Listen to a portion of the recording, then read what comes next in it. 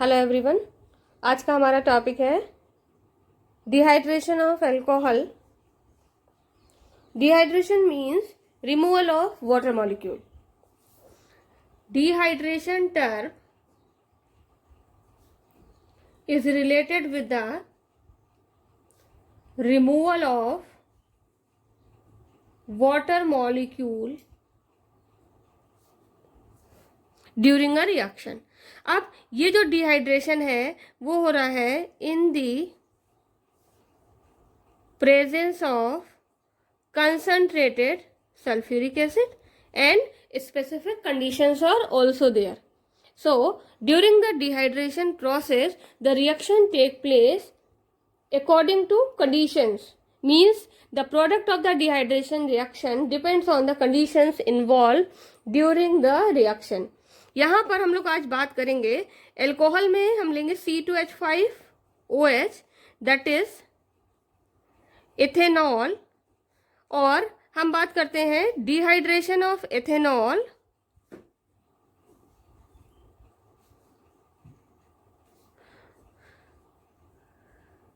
in the presence of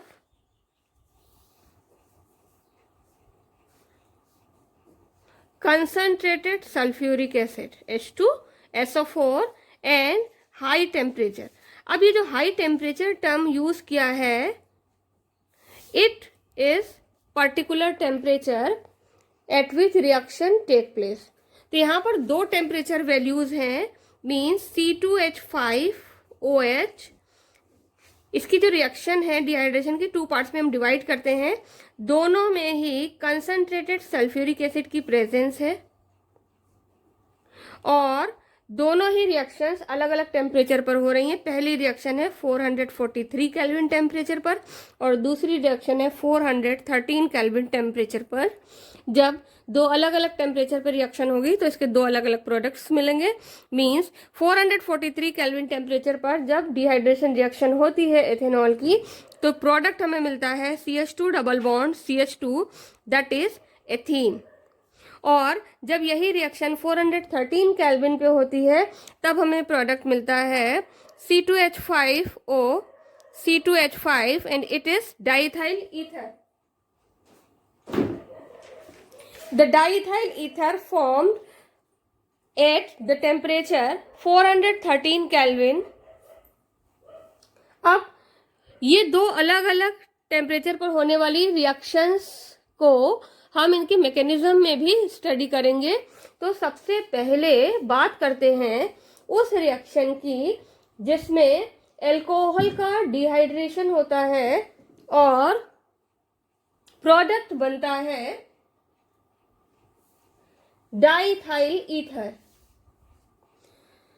means हम पहले lower temperature पर होने वाली रिएक्शन को स्टडी करेंगे।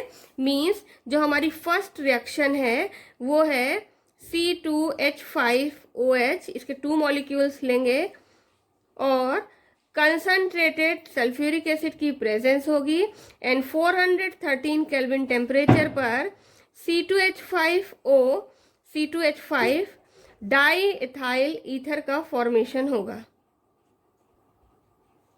It is diethyl ether.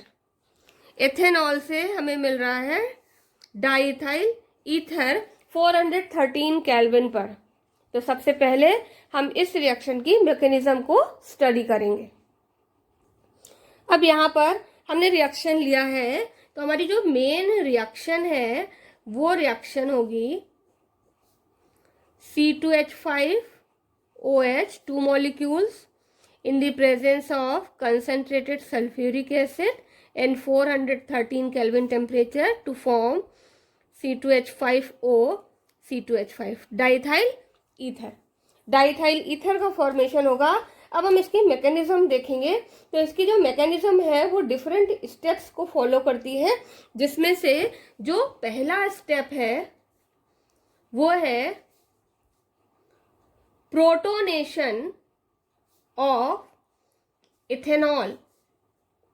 अगर आपने इथेनॉल की केमिकल प्रॉपर्टीज स्टडी की हैं प्रॉपरली तो आपको मालूम होगा कि इथेनॉल के मॉलिक्यूल में जो C2H5O H इस तरह से आप लिखते हैं। इसमें ऑक्सीजन पे 2 लोन पेयर होते हैं, मीन्स जो प्रोटॉन है H प्लस, ये जो ऑक्सीजन है ये लोन पेयर शेयर कर सकता है और कोई प्रोटॉन इसके ऊपर आसानी से अटैक कर सकता है।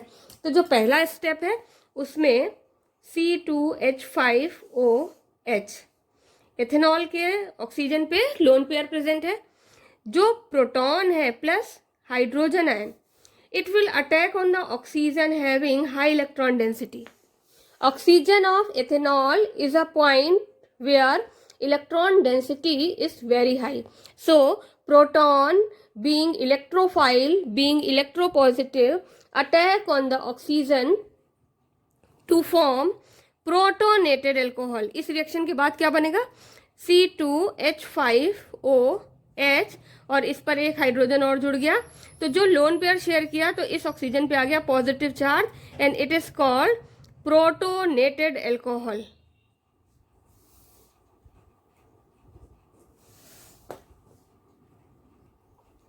अब ये प्रोटोनेटेड एल्कोहल के फॉर्मेशन के बाद बारी आती है सेकेंड स्टेप की, तो हम बात करेंगे स्टेप 2 की।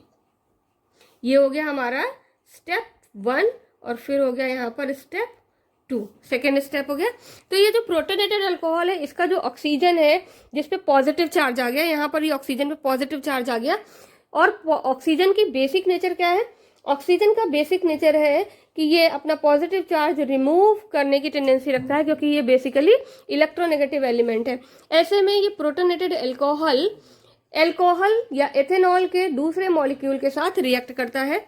तो एथेनॉल का दूसरा मॉलिक्यूल C2H5OH, इस पे ऑक्सीजन पे लोन पेयर प्रेजेंट है और प्रोटोनेटेड अल्कोहल यहाँ पर लेंगे, तो इसको यहाँ ना लिख करके इसको इस तरह से लिख सकते हैं C2H5OH और ऑक्सीजन पे हो गया पॉजिटिव चार्ज।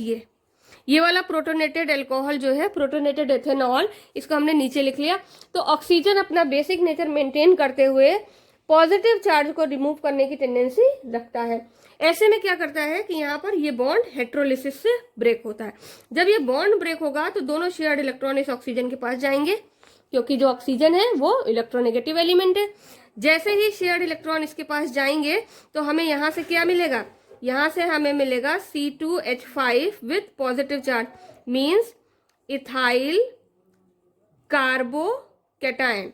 और ये जो इथाइल कार्बोकैटायन है पॉजिटिवली चार्ज है and it will attack on the oxygen of another ethanol molecule.